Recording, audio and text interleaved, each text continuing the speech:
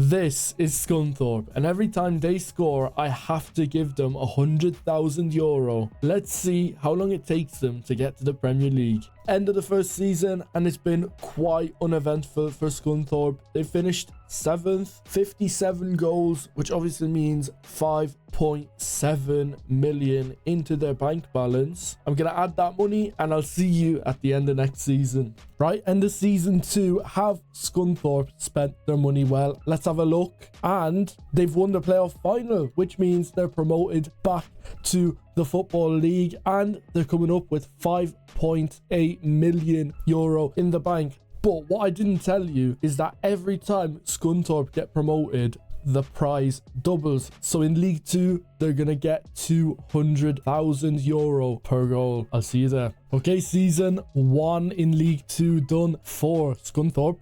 Let's have a look at how they did. And 16th, okay, they stayed up, which I'm happy with. 53 goals, not bad at all. That means 10.6 million euro into the bank. Following that cash injection, unfortunately, they didn't do too much with it. They spent maybe 200k per season and finished 7th and then 22nd, barely avoiding relegation. Okay, I've decided to stop it here because Scunthorpe have finally made some decently high price signings. Spent 2.2 million out of, I think, a 10 million budget. So it's a decent amount. They are in League 2 end of the day.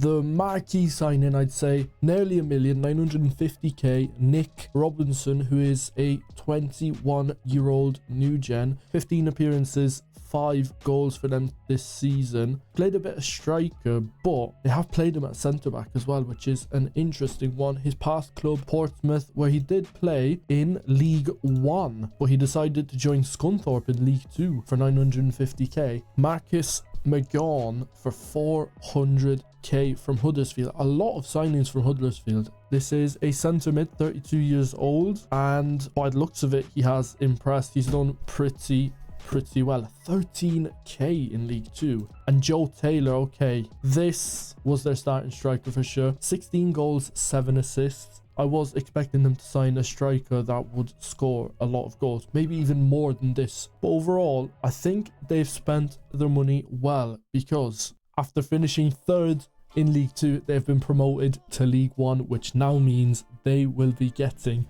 400,000 per goal. And this season they scored 59 goals. So let's add that money to the bank. I'll see you at the end of next season. Right, first season in League 1 done for Scunthorpe. 52 goals and an 8th place finish. Not bad at all. That means they're getting 20.8 million added into their bank account. Have they spent much money? 300k? No. So they went up to League 1 and they didn't need to spend as much, but they did sign Papa Amadou Diallo from Norwich, who is quite a decent player. Most of his appearances off the bench though, which is quite an interesting one. Other than that, they signed Christian Kovacic from Brighton on loan, Osayande from Derby on loan, some free transfers, nothing too major, but an 8th place finish, pretty good. I do also want to highlight that up until now, they haven't changed any of their facilities, but their training facilities have gone up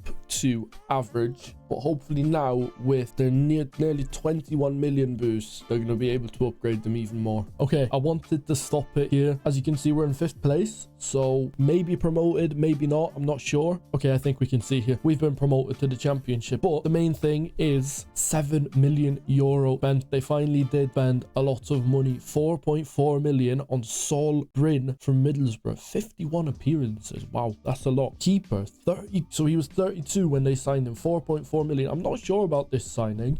I mean, he did quite well, to be fair. 48 and conceded in 46.